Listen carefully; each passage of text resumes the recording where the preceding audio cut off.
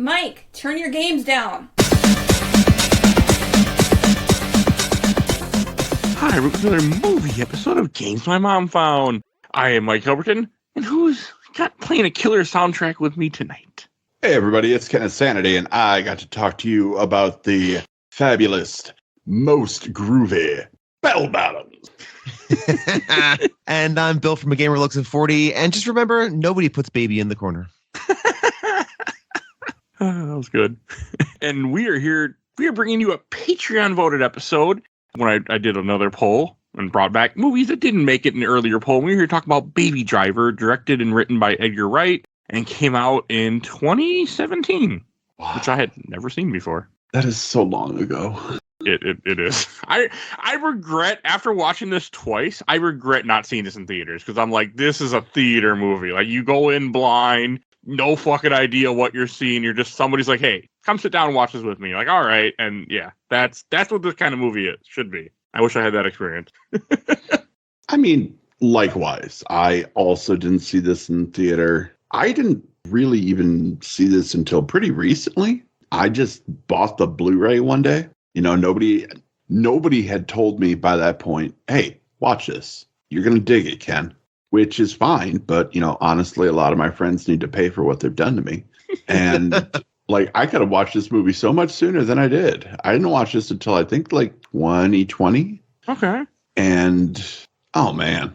Like, I went into this blind, and I was just sitting there like a kid on Christmas. I was just so happy. And for me, I saw this in theaters.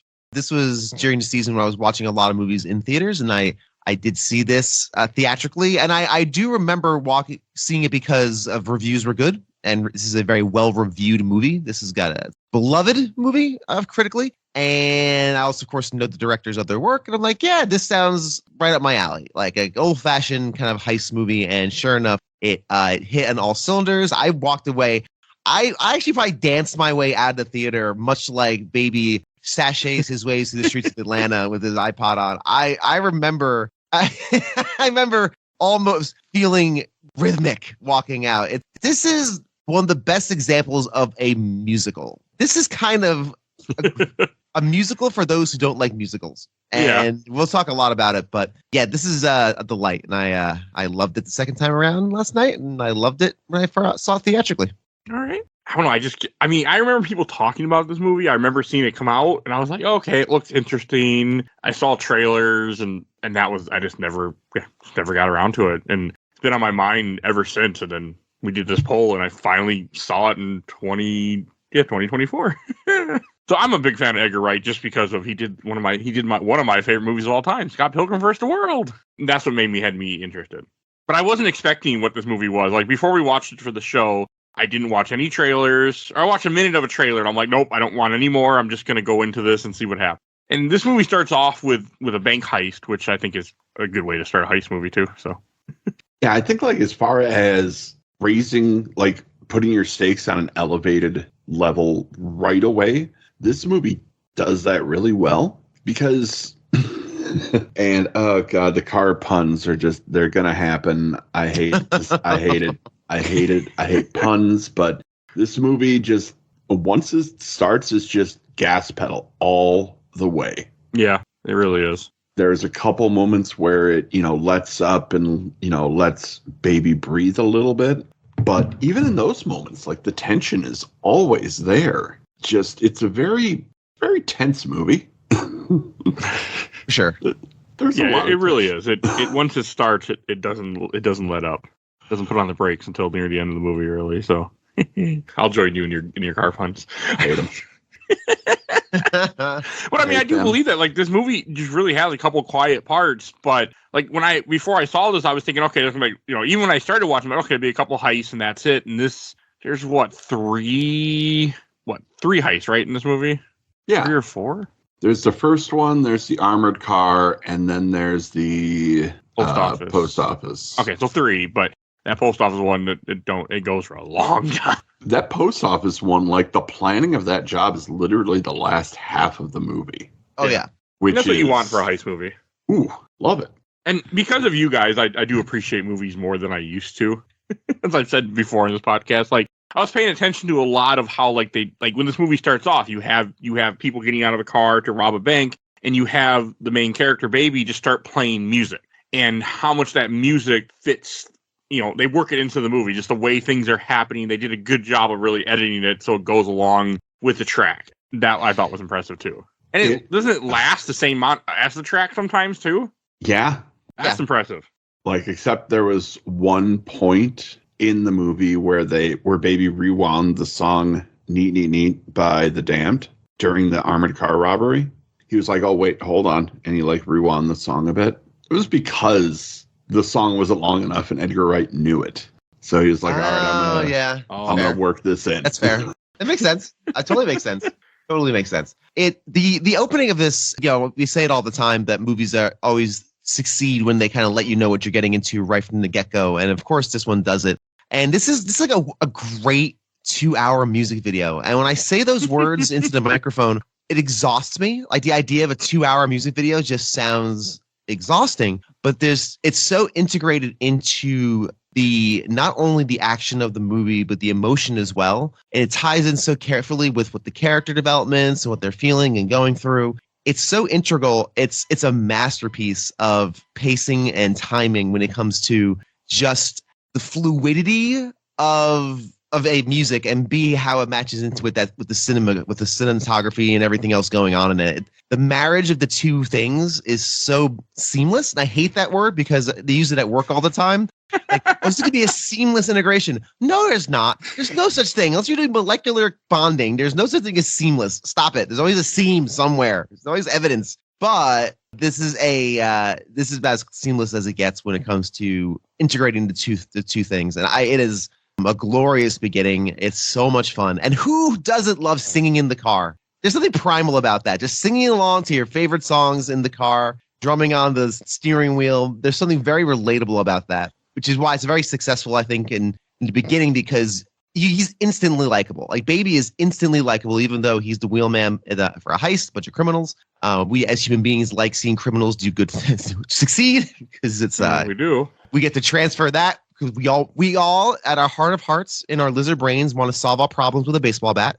So that's why it's just so much fun to watch criminals do succeed. We're all rooting for them to get away. And I think Baby being A, very young, and B, just jamming in the car makes it easy to root for immediately.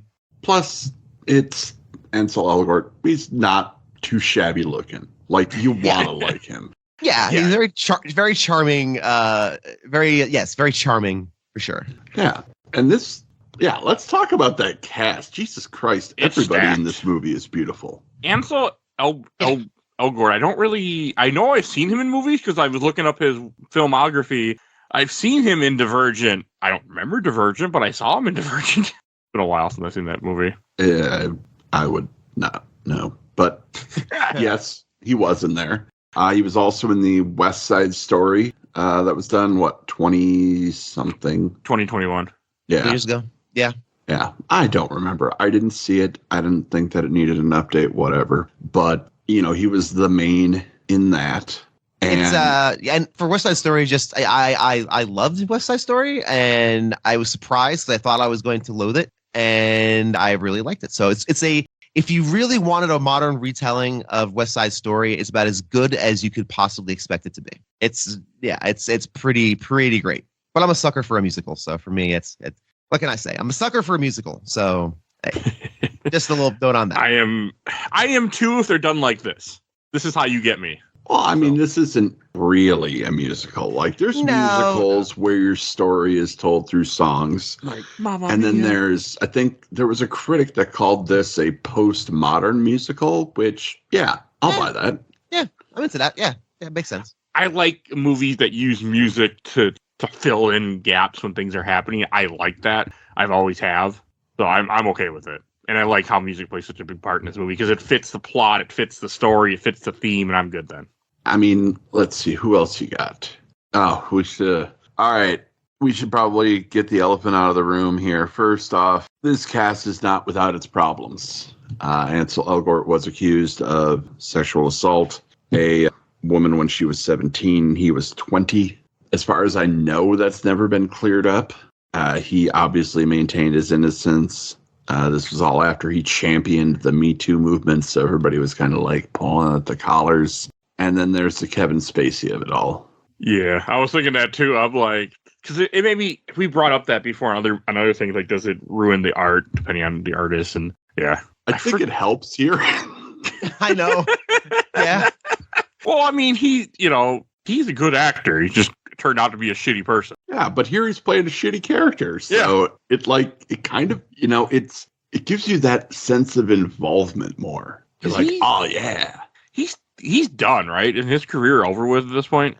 Is anybody's career really over, honestly? I thought about it. I'm like, has he done anything else? And then I realized I didn't want to spend any more time in the Kevin Spacey world, so I didn't look it up. I literally was just like, I don't. Kevin Spacey is one of those actors that bummed me out when I found out he was such a piece of garbage. And because he's such an incredible actor, he really is just extraordinary. He's been in so many iconic things, and I really enjoy him as an actor. I don't know if I've ever been involved in those conversations about separating art from artist. My take is you have to make My take is you have to make a choice for yourself. It's a personal decision. I think everybody has mistakes. Everyone screws up. The problem is if you double down on those things, that's when it becomes really problematic for me. In Kevin Spacey's world, of course, he's quintuple down over the years on it. Kevin Spacey's an actor I avoid now. Like, I was watching Orange is the New Black. Is that right? Yes, Orange is the New Black. And I just no, not that. House of Cards. Yeah. They take them out after a bit. When it first came, when all that stuff first came out, and I made a decision to stop watching House of Cards. I was like, you know what? I'm just not going to support it. And there's a few artists I'm like that with. And Kevin Spacey's one of those. I made the decision for me personally. Like, I just don't want to ingest his work. I just don't want to see him on screen. So seeing him here in this one was fine, because I think his part's minor enough where, like you said, Ken, it is kind of wonderful how it all kind of works out.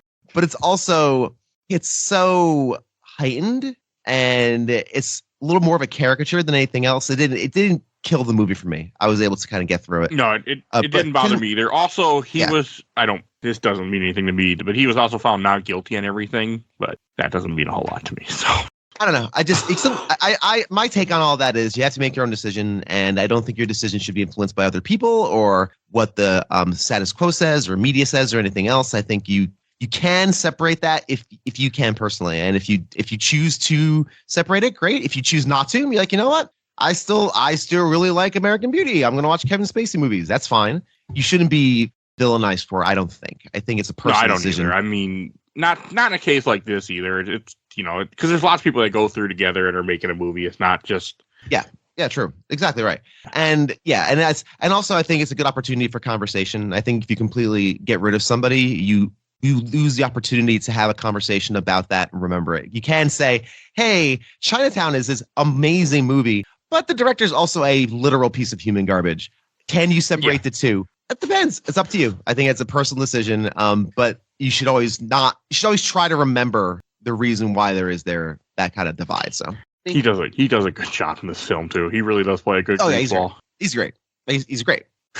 I love how he talks like it's just a film noir all the time. Oh, so yes. Well, they all play like at times it feels like people are in different movies, but it all works together. Yeah, it does. Buddy and Darling.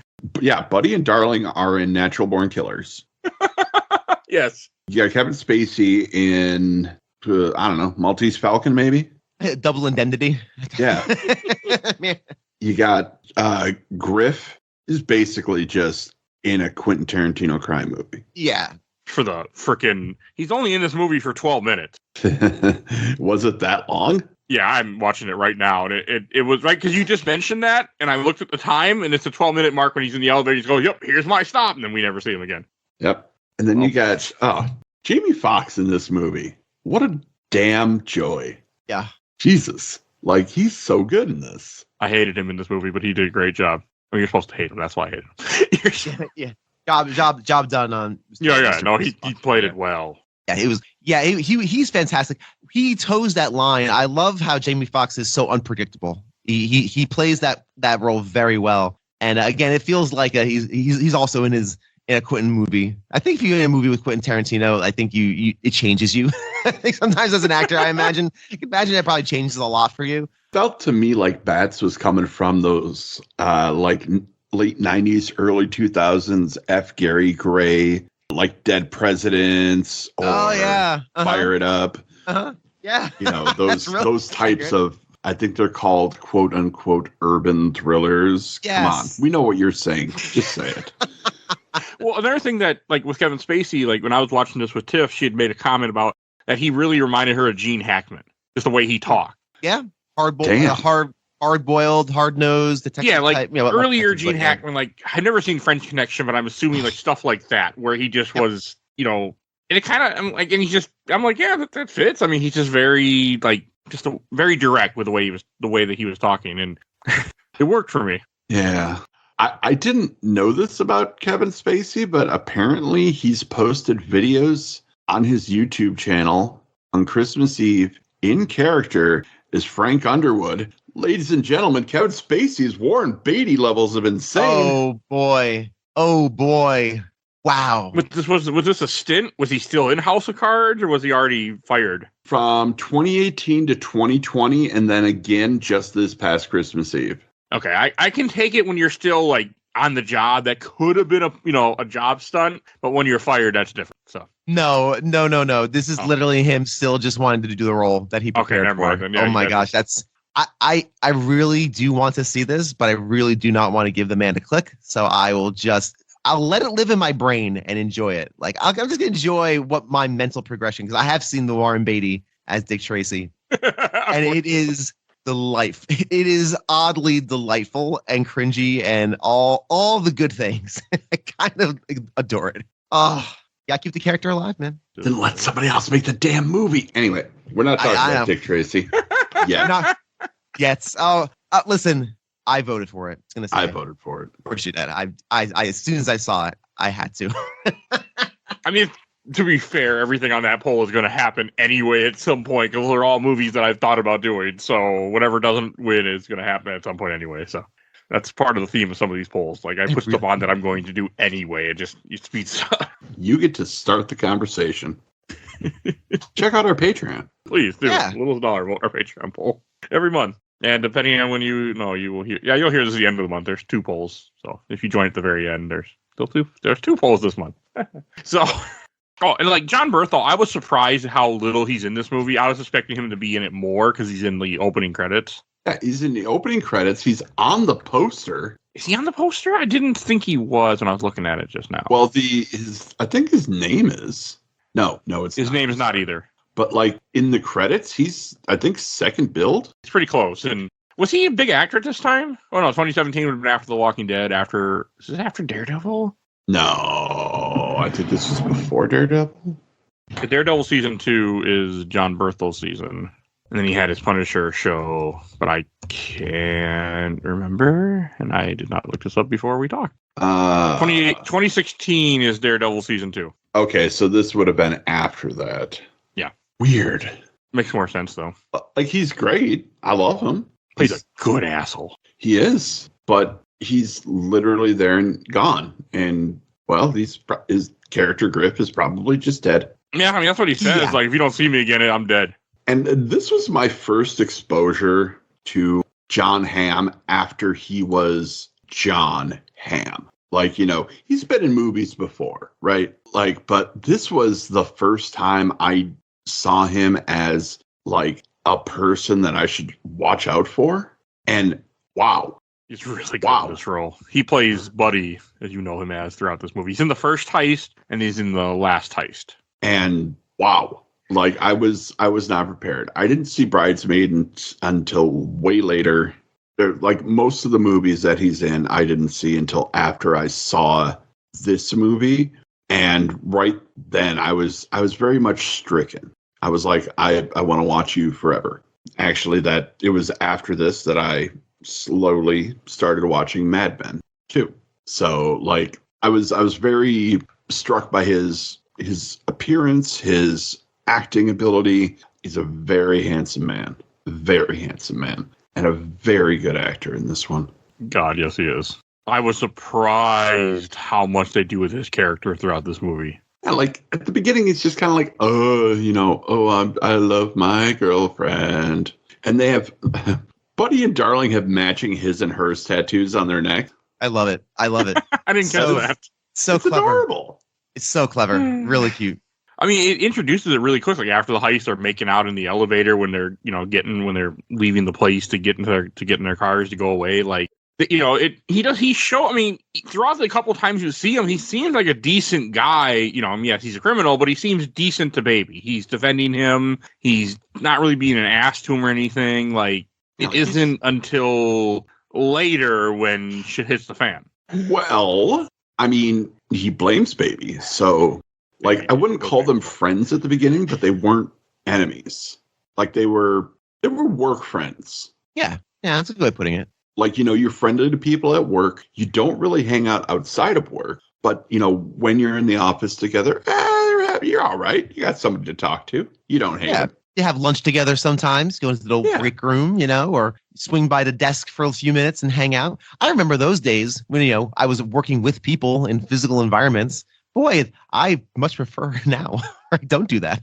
But exactly. Like a work friend. Yeah, that's a good way of putting it. Colleague. Yeah. And like, he brightens up every scene he's in. Like, he's from when he's just kind of a little more happy-go-lucky in the beginning. Like, I don't know if that's really the phrase I want to put on him, but like, nothing seems to really, he's unflappable. Yeah. In the first couple scenes, he's like, whatever, it's happening. I trust Baby. Let's go. Oh, Darling, I love you. Smooch, smooch, smooch. Darling is a character. I mean, Isa Gonzalez does well. I liked her a lot. She's there.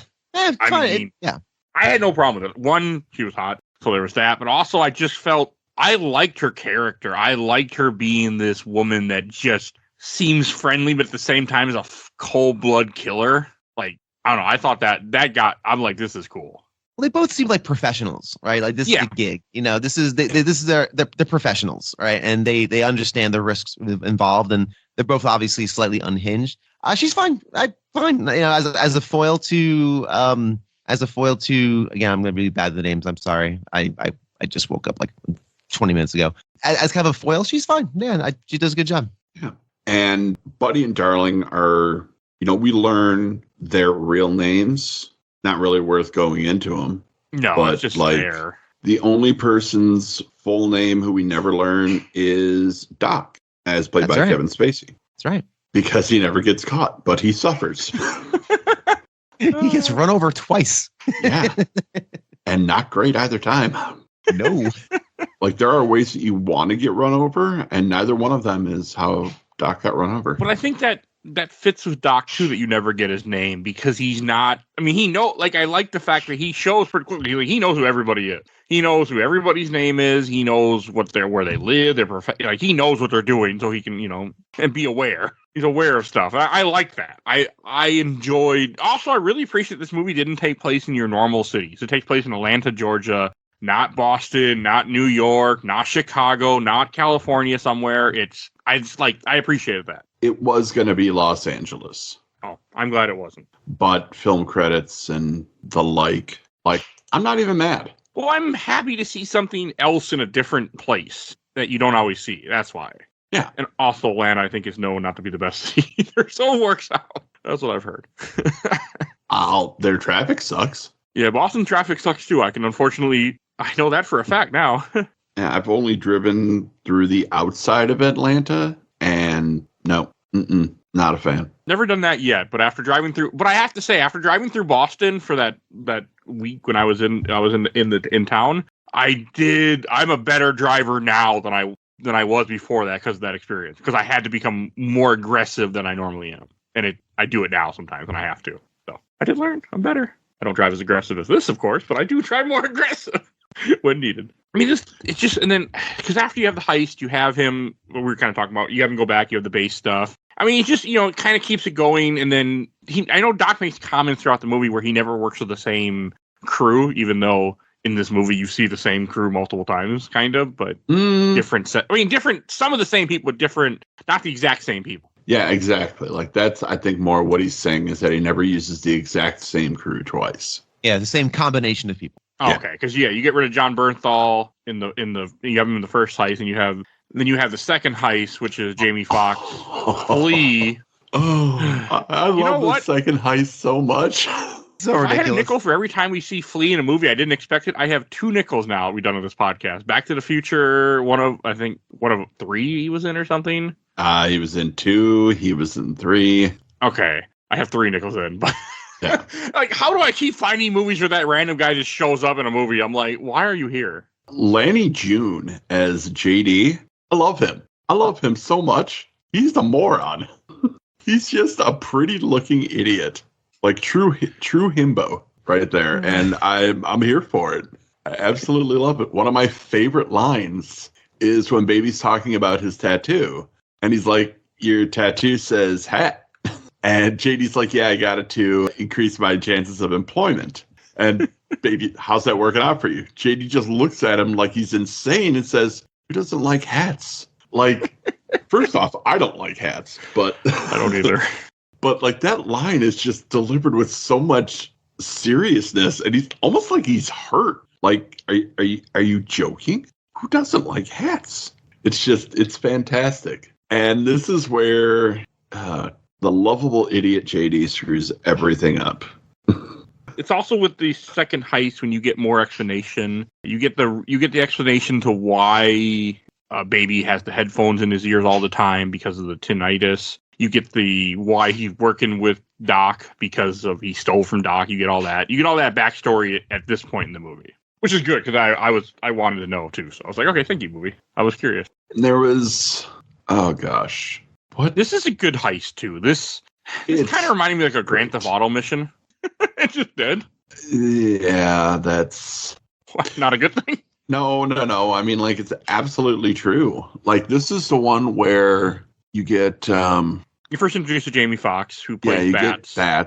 You get Eddie No-Nose. Asking about the nose, of course, is an Eddie No-Nose no-no. And then you get JD, and Doc lays out a really good plan. And Doc's planning is like par excellence. He's really good at his job. But JD screws up. They're supposed to buy Michael Myers masks. And, God. I appreciated this way more than I think I normally would. Well, because we watched Halloween not that long ago for this podcast, and I finally saw that movie. And there's like, they had their Michael Myers mask, and then he pulls out the wrong Mike Myers because it's from Austin Powers. That was hilarious. Yeah. And then Bats is like, no, the Halloween mask. This is a Halloween mask. Oh, God. And he's like, and then I think, then he says, he's like the one with the killer. Oh, you mean the guy with the hockey mask? Oh, you mean Jason? No. Oh, yeah, Jason. No. That was just funny. It was, like this heist goes about as wrong as it can go. Well, for now. It doesn't go terrible. I mean, they do. So I have a question about this. Like when they're doing this whole scene, there's a random guy that's in a truck nearby that ends up playing a part in after the heist. Was that a cop? No, he was just a soldier. Okay. I mean, this heist goes sort of right. I mean, they get the money. They pretty much take out one guy, and then they get out. It's when the soldier had caught, tries to stop them, and he's the one that kind of puts a damper in it. Yeah. Well, I mean, Bats kills a security guard, which honestly didn't need to happen. That's crazy. It's just recklessness, and I think that's the big thing that kind of cements it for Baby, where it becomes very real. He's just a driver. He never sees anything really go down. He just puts people in danger through reckless driving, but he's just solving a problem. To actually seeing that happen, I think that's the trigger for him that made it real. Like seeing that guard on the ground, bloody for sure. That's a big moment.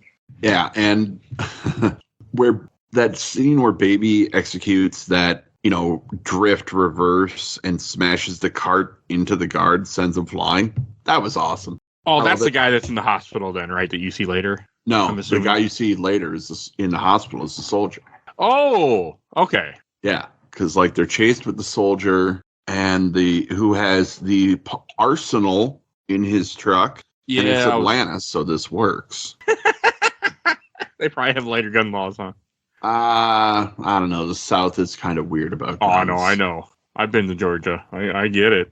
I used to visit Statesboro, Georgia every year because I had family down there, and that's you're getting out there in more rural areas, let's just say. So I get it.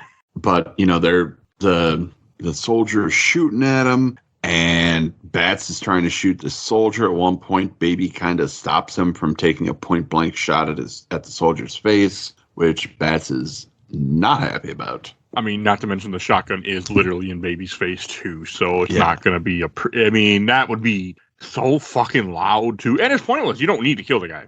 Yeah, and you get payoff for that later. Yes, you do. Yeah. Oh God. And they end up they have to carjack another car because they get stuck in traffic, and this is kind of where you see a little bit more of where he's a decent guy because he takes the baby out of the car, even though they're throwing a fit that he's taking the baby out. Yeah. Like, why do you want to keep the baby? Like, what are you going to do with, like... Hostage. Oh, okay. Good point. Absolutely a hostage. I think about that, but yeah. See, and this is when JD screws up, I think, and leaves the shotgun in the car or something. Yep. That is his big mistake. Another big mistake. And it's funny because when you see the scene walking up to the bank, his is the only shotgun without a strap. Oh. Bats has a strap. Eddie has a strap. But JD does not, which leads me to think he took it off because he thought it didn't look cool. That makes sense. I was wondering, I didn't catch that, but because I know he misses it, he drops it, and I was thinking to myself, also, would that really matter that much? Because you guys all have gloves on, so you don't have fingerprints, but I guess any evidence is not good evidence, so. Yeah. Still be linked somehow. It's possible that gun was used in a different crime. Oh, yeah. Then you start putting pieces together, so. Yeah. Yeah, that was one of the first things I looked at. I was like, wait, but you have gloves on. It's not the biggest deal in the world, but it is unprofessional. And that hardware's hard to come by, as we're going to learn a little bit later. So, yeah. Very hard to come by. And the thing with Baby is that he's only trying to do, this is supposed to be his last heist, because he stole from Kevin Spacey at some point, or from Doc, and he owes him all this money. So he's just trying to pay him off. And he's like, okay, now, you're squared. And he's like, I want to get out of this business. And he's like, he's like, and I like how he doesn't really say no. He doesn't say yes, but he doesn't say no. And it was kind of sad because I kind of wanted to see, I was thinking that the last heist that everything would screw up would be the heist where, his last heist to finish the job would be the one that's the big one for the movie. That's what my thought pattern was. I was a little surprised when we're only 31 minutes into this movie. Yeah. And he does the last heist that he has to do to be covered. I was like, okay. But, it's not the kind of job you walk away from, especially when you're as good as Baby. I think in general, if you're in criminal organization, it's very hard to walk away. I think that's true. I don't think that's just a movie thing. I think that's a real thing. You can't just, you're in that world. It's a different, you don't just walk away very often. Either get shot, you get arrested, or you are rich enough and completely just try to disappear for years. They made a whole ass movie about it. Several, actually. But what was that one guy disappeared for, 24 years? From Boston. I forgot his name.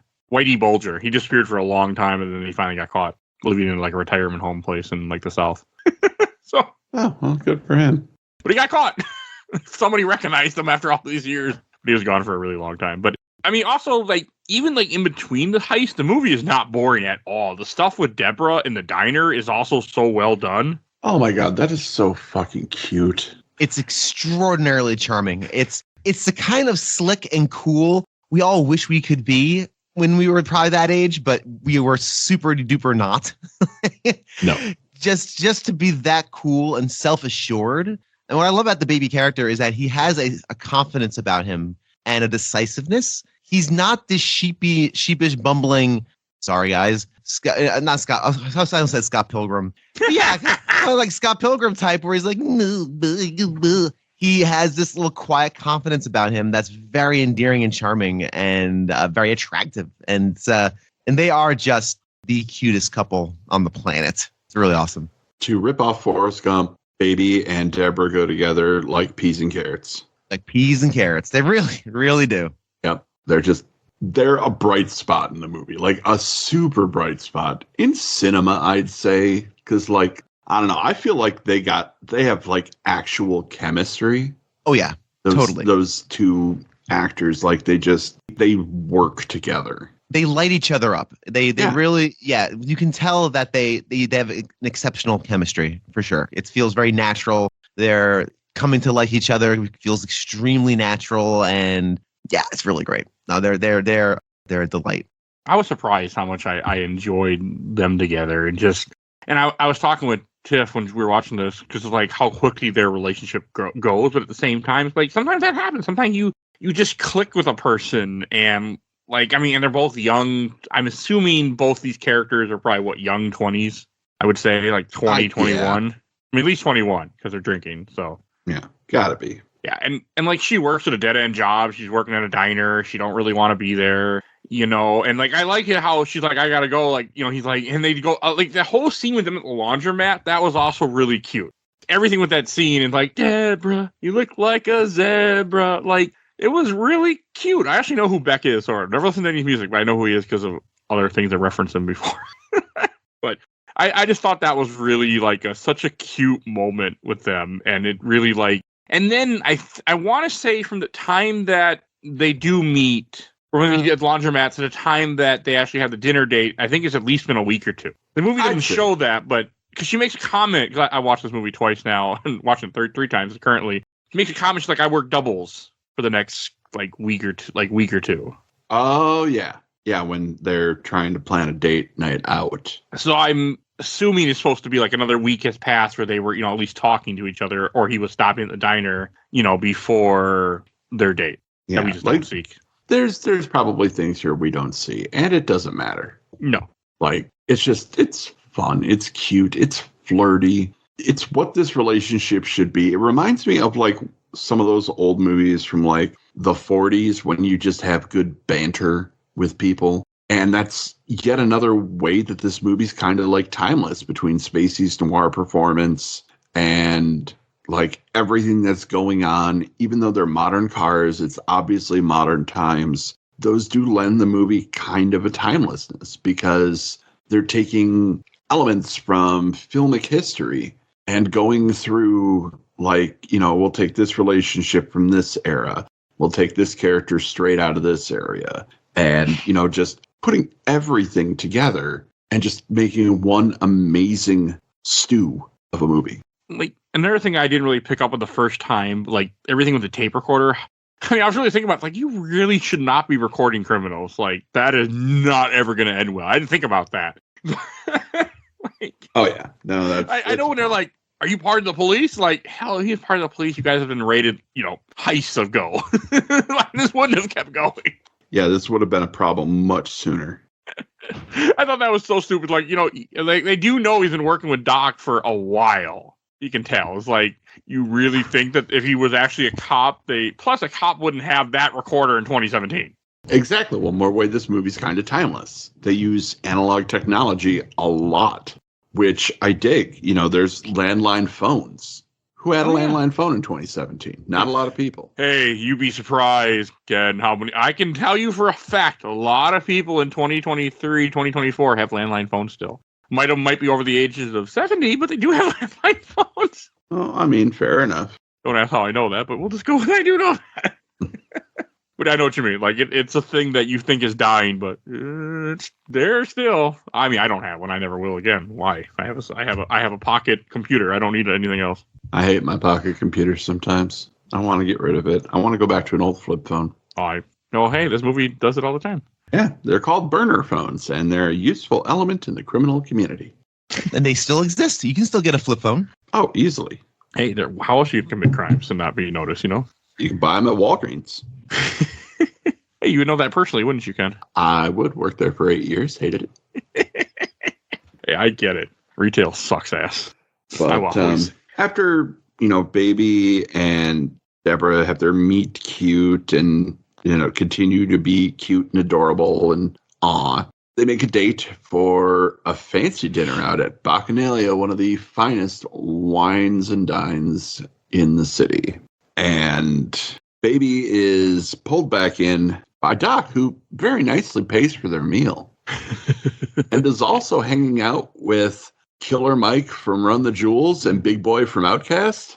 Like, I ain't mad at it, but like, you got to have it a movie set in Atlanta. You got to have Atlanta hip hop royalty show up. That's cool. I did not notice that, but that's cool.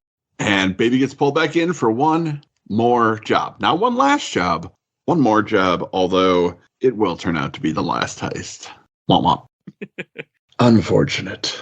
But honestly, it's interesting because the movie does set up a very kind of an interesting dichotomy, at least for me. I want to see Baby get out of the life, but I also don't want him to. I really enjoy him in this role. He's so good at what he does. And yes, now he has this kind of this new reason to not do it. And obviously he's a criminal. But again, my lizard brain really likes watching him drive on the opposite side of the road, leaping over things, because it's talented people doing talent required things. Not to belabor a bad joke, but it's just interesting. So it really kind of is this a little dichotomy for me. I'm like, I really want to see Baby do more fun, fast driving, because we didn't really talk about, maybe you have when I was stepping away, but car chases are innately fun. Like car chases are so fun. You brought the French Connection, which has got an incredible car chase. It's one of the best car chases in movies. And because there's so many stakes at all times. You have a large vehicle, you know a crash is going to happen. It's visceral. There's other obstacles, other people involved. It's car chases are just fun. They're great. But anyway, so see, I want more car chases in my action movie, and oh boy, will I get them. But to have this idea like around 45 minutes, like no more chases, what? We have this like charming little drama now about young love and driving on Route 66 in the Thunderbird. Like, is that what we're gonna do? But it'd be fine. But no. I would be fine. But yeah, that's why for me it put up these weird barriers. Like it's like, yeah, baby, yeah, I definitely want you to get out of there, because again, you have your father figure who wants you out. Boy, oh boy, it's so much fun when you're doing it. Oh, we haven't talked about the father figure with Joe. I like Joe. I love Joe. Joe is great. It was good. Like, he talks to his foster father who's deaf and in a wheelchair. Props to the film for actually casting a deaf actor, by the way. Oh, that is props. They don't always do that. So No. Don't normally do that, I should say. No, like Edgar Wright said in an interview, he auditioned a lot of people, but casting somebody who wasn't deaf felt wrong immediately. And I was like, yeah, all right, proper. I mean, if someone auditions that can do the job, that hire them. Like, why not? So, I mean, at that point, a lot of people that are deaf are able to either read lips or like they have other, they can figure out things. Right. They had to. You adapted. Well, and Elgort learned sign language. Yeah. Oh, that's cool. So, like that sign language he's doing is actually him learning sign language, because that's the way to communicate on set. So that's fun. That's cool and respectful. Give him props. Why couldn't he be respectful with other people? Womp womp. Womp womp. Because money. But their relationship is just so sweet and so loving. Like, you can tell, there's not that nagging parent. There's just like, I know you're doing crime. I don't like it. I wish you'd stop. I'm assuming he knows that can't either. Yeah, he knows. He just he's not in it by choice. Yeah, he just doesn't like it. He hates it. I like how he gets the job at the Godfather's Pizza or Goodfellas? Goodfellas. Obviously supposed to be Godfathers. Unless Goodfellas Pizza is the thing. That was cool. I like how he just walks in the store and then walks out with just delivering. I think to myself, like, they don't give you a car to deliver. Like, I'm pretty sure he boosted a car to deliver in. Oh. Yeah, that's probably accurate. Like, I wouldn't be surprised. That's all he knows. So it was a cute moment, though. Like, in the stuff with the diner, or not the diner, but at the dinner at the fancy restaurant, I didn't catch that it's the same fancy restaurant, or it is the restaurant that Buddy mentions to Darling after the first heist. I did not catch that until later when I watched the movie the second time. I was like, oh, there you go, movie. I appreciated that. And I was thinking when I was watching this, when after they go to the restaurant, and Baby drops her off. Bill, was that kiss earned? Absolutely earned. 1,000%. I always have to ask that. Goodfellas Pizza is a thing, by the way. Oh, okay. Is it in Atlanta? I don't know. Trying to find out, but I don't think so. Okay. I was just curious now that it came up. Yeah, no, I'm pretty sure this doesn't feel like it's. I don't know. I'll update everybody once I find out. Oh my god, yeah. I mean, as far as the case, it absolutely is. It's the movie's done all the requisite work to get us to a point where that feels very natural and real and lived in. yeah, this is kind of textbook how to make a romance work feel earned, because it takes the time. And when it slows down for the right reasons. It slows down to develop this character, this very important relationship in a very natural way through dialogue, through them communicating, through them doing things, mundane things like going to the laundromat, which is again so adorable. Which I've been very lucky. When I lived in New York, I went to the laundromat often until I realized going to the laundromat sucks. So then I started just paying people to do my laundry for me. I just like to drop like washing folds. I hated doing laundry. I could never stand sitting in a laundromat. I loved it.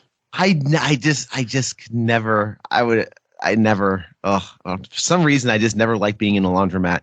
So the idea that his idea of a lovely little first date is a laundromat, it just again shows how much he is attracted to her and how much of a connection they have. Because boy, oh boy, I don't know if I would do it. I never had a problem with laundromat. There was a little while when I lived in a shitty apartment. I mean, they had laundry, but I was like, I'll just. I remember going there, but that's about it. Never had a problem with them, though. I also didn't live in New York, so maybe that plays a part in it. I do really like, though, at the dinner when Kevin Spacey's like, yeah, you're still working for me. Like, this ain't over with. I think that's just really well done. And that brings us to the last heist. Because, yeah, the last heist starts at around, like, the 48-minute mark of this movie when he picks him up. And that's when all the shit hits the fan, really. Or starts to. Like, I was thinking to myself, like, because he sends him into the post office to go in there first, and Doc's like, I can't go in. I'm assuming Doc has to be somebody of knownness, too. That's how I took it. Yeah, like, they never really go into it, but the fact that Doc knows all these people and all of these things, like, he's got to be somebody of some importance that people would recognize. Yeah, he's got a notoriety. He's definitely a notorious criminal in Atlanta. He's well known. He's well known probably by the police. You know, they're one of those deals you just can't pin anything on him. He's clearly a big player, and with the confidence in which he understands he knows how this world works. Like, it's baby. Oh, sweet child. You really thought you could just pay off your debt and not do this again? Oh, my dear. Oh no, you don't know. You're here. You're stuck. Don't worry, the money will be worth it. You'll be rolling it, and you'll get out of this terrible apartment complex. Don't worry, trust me. I got this figured out for you. My secret fantasy, not so secret because I'm about to tell y'all, but like, I think Doc is the mayor of Atlanta. Like, that's what I want to believe. Huh. Yeah. Or like some, similarly public-facing position. Like, people know his face. He didn't want to go into the post office. Yeah. He literally did not want to go in there. I also like the fact with that kid, like when he sends the little kid to go with him. Oh, Sam's the best. And all I could think of when that kid goes in there is I kept thinking of what he was playing. He's playing a Vita. Was it a Vita or a PSP? It was a Vita. Okay, I wasn't sure which one. It's fatter around than the PSP is smaller. Yep. So I picked it. I mean, you'd never see the front of it, unfortunately, but just by the shape, it's funny how can you believe I picked that out immediately, but I knew exactly what it was. You on a video game podcast? I couldn't identify it as a PSP or a Vita, but yeah, that's pretty great. I had a Vita for a very little while. I love my Vita. It's my friend. I regret. I bought it for my girlfriend at the time. I regret not buying one for myself instead. But well, there's your lesson: never buy things for loved ones. But yeah, because the Vita I wouldn't mind having sometimes. Like, that's a great machine for emulation too. And Vita games still can't be emulated off Vita yet. They haven't really made a Vita emulator. Well, hopefully Sam held on to his. So I always think about that with that system. Like, I don't have access to it. Makes me sad. Did we talk about the iPods yet? Because I don't know. I'm sorry, because I had to jump out a few times. Have we talked about the litany of iPods and how wonderful that is, and how I could talk for probably an hour just on iPods itself and the different generations? I really appreciated his. I think it's a fourth or fifth generation, the color iPod. I think that's the one that probably does video. I think that's fourth or fifth generation does video. And that's probably a 120 gig is my guess. I had a 160 gig, which was the biggest one you could possibly have. And I just loved iPod culture. I don't know. There's something very, very, very nostalgic for me about the iPod. I have a lot of heart for it. Never left home without mine. And seeing somebody have the same kind of relationship with his and all the different iterations. He has like a small shuffle. He has like yeah. Anyway, I don't know. Well, I could talk about iPods for a while because I really have a heart for them. It was a cool moment. Well, I mean, I have no love for iPods or Apple products in general. I never owned an iPod. I used to sell them at Target, so but it was cool. He kept everything. He has the one that he had in the car crash with his parents, and you see that a couple times. Yeah, and like when he's stealing all these cars, that's what he takes. He takes iPods, he takes sunglasses. Edgar Wright talked about that in an interview. Like that's why he has that collection, is because they were in cars. Oh, I did not catch that. I didn't catch that either. That makes a lot of sense. Of course, that does. Yeah. I'm really glad that Edgar Wright has talked a lot about this movie because he explains a lot of things that you would have missed otherwise. That's fascinating. He's a really good director. I definitely I need to see Last Night in Soho. I think we're going to plan that sooner than later. So, and then the kind of with the post office heist, you can really feel the tension is different too. Even leading up to it, you can there's such a different feeling to it. How Baby doesn't want to be there. How Bats is just fucking nuts. I mean, you see it pretty quickly, like how much he just does not like him. And the guy already proved he can drive. He got him out of a bad situation. You know, like that heist wouldn't have been that bad, but with the soldier guy, like they were almost in trouble. They were in trouble. Yeah, I mean, they almost didn't make it out. Like he was a good fucking driver. Like you'd think you'd be more respected of it, but you're just not. He just doesn't feel like something's right.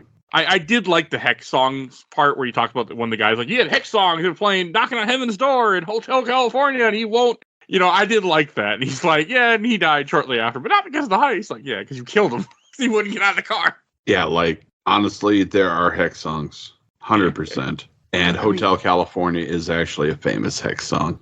It actually is, yeah. Okay. I mean, I can believe it. I mean, that song is not... I mean, it's a great song, but it's not a... If you listen to the lyrics, it's not a good thing what's happening. Yeah, it's Heroin the musical. We get it. Oh, I did not know that. I thought it was... Okay. That makes sense. Right. Yeah, like... I don't want to start talking about it because I'm not gonna stop. So I want to save it to talk about later. Okay.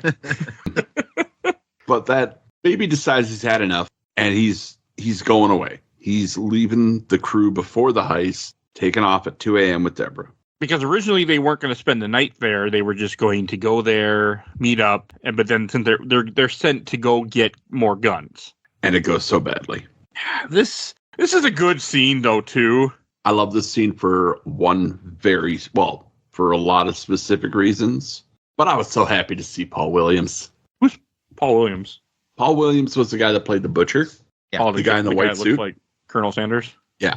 Paul Williams is an Academy Award-winning songwriter, music supervisor, actor. He is a god. He was Swan in Phantom of the Paradise, which is an amazing movie that everybody should watch if you like Rocky Horror at all. He's got a connection here. He was the voice of the Penguin in Batman the Animated Series. Oh, okay. Like, he has done so many things. Voice actor, in-person actor.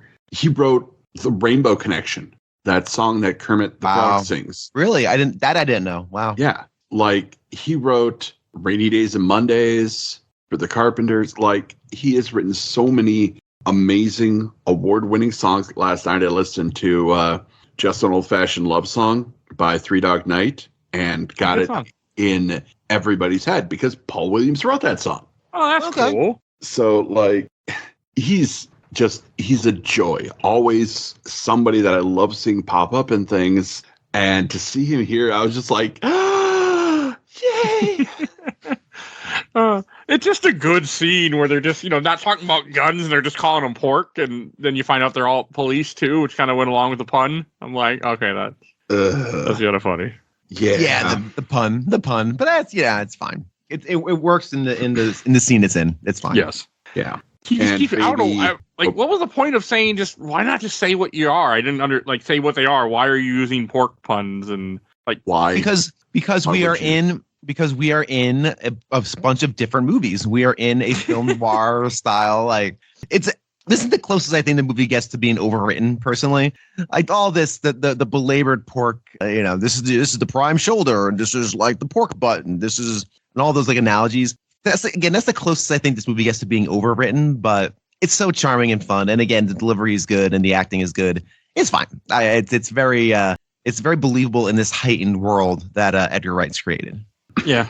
It was just like, I mean, and so for a little part, I mean, when they do find out that they're police and he ends up gunning everybody down, I'm like, okay, well, they're police and, is it a sting? But then you find out, no, they work for Doc. Yeah. And this is where you're like, okay, bats cannot be trusted. No, because they didn't shoot first. No, they did not. There is no way. I think he knew it from the beginning because he tells Baby to get out of the car right from the beginning and come with them. Like, he had no intention of, not being crazy. Like, he already went into it with that mindset. I do like it when the one guy's like, what's he listening to? How the fuck do I know? I thought that was funny. It really made me laugh that the one guy was just like, what?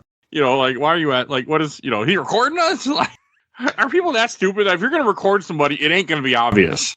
Ever. No, but, you gotta, you're a cop and you're doing something shady. You gotta be on guard. You're already paranoid. Yeah. And I don't know. The fact, okay, this is where, and like, shame on me for not noticing, but the first time I watched this movie is when I noticed that the shootout scene here was almost perfectly timed with the music. And that's what I was like, oh. Sensational. Oh, really that's good. What they're doing. Oh. And then I went back and watched the movie again, and I was like, oh, the whole thing is like this. Uh-huh. It's such a this is really where it becomes very prominent, but you're right. Like, all throughout the movie I'm picking up on those little things, those beats and how everything's kind of lining up with the music and just marveling at how wonderful that is. But that's a testament to how well integrated this is because you don't notice it until there are moments where it's very obvious. But you're right, it happens throughout the entire film. And again, that's just a great example of how well integrated the sound and the music and the action is on screen. But yeah, having the gunshots pop to the downbeats and the accents in the song, it's just, again, it's the best parts of a music video just extended for 2 hours. It's really wonderful. And I really like that one critic who said it's a postmodern musical. Yeah. It's a musical without show tunes. It's really is because it's so integral and drives the action forward so effectively and efficiently. I didn't really catch it either until the very end when he throws the grenade out and the explosion of the grenade goes with tequila. It's all I could focus in on. That's all I was watching was at the time. If I was ever distracted, it was because I was marveling on how everything was just lining up so beautifully to the music. It's kind of like, I used to do this a lot, and maybe this is just a me weird thing, but when I drive, I always was in tune with how the windshield wipers would sometimes wipe to the sound of the radio. And I always would love those little moments when, for me, it was these weird little just like lovely moments of zen when the windshield wipers of my car would wipe in time with the music on the radio. Oh, and other people's turn signals? And other people's turn signals, yes. Oh, I did not catch that. Yes. And these are like little moments of zen for me in usual everyday tedium. And the fact that there are moments where this does happen, when the wipers do work along with the music, is so wonderful. And so it just satisfies me on a very personal level. Like, it's like scratching an itch that I didn't know I had. It's so lovely. That's the kind of vibe I have through this entire movie. Things syncing up, like things lining up. I play drums, and I played drums since I was a kid in like middle school. I was in marching band and did all that stuff. So for me, rhythm is important. And whenever things just line up rhythmically, it is just lovely. It is just like the world is in order and in balance. And everything is right when things line up. Heaven save you. Heaven save you. And fair listener, if you are this person, there is growth to be had. So please try to grow. I can't handle when people clap on the ones and threes. Like, I can't handle it. It is like nails in my skull when people clap to the ones and threes of songs. It's like, I can't. It's dissonance. A fun fact about the music I didn't catch this, but I was going to actually try to, but I wasn't able to. If you listen to this movie with headphones on, when he takes out the different ear, the music only comes out of the one ear that you have that he has in. I think that's a really cool touch too. They did that. Yep. I had headphones on. I busted out the really nice headphones for this listening. Nice. I set it up. I knew what I was getting into, so I'm like, I'm going to enjoy this, and it's exactly right.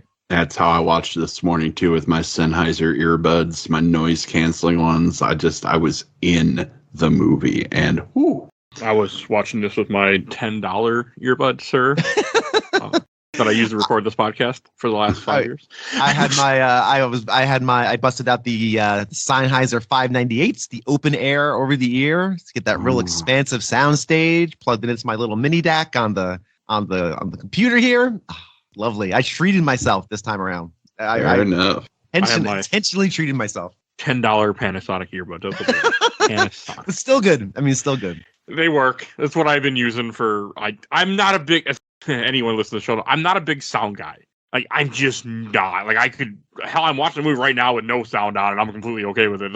I like the movie, but like, I'm just a weird guy with sound and music and stuff like that. Like, I'm just so. But I did really like. That's another thing. It's kind of surprised how much this movie impressed me with stuff when I'm not a sound guy. If I had the means, I would be a head. Yeah, if I had the means, I would be a headphone dork. I would have.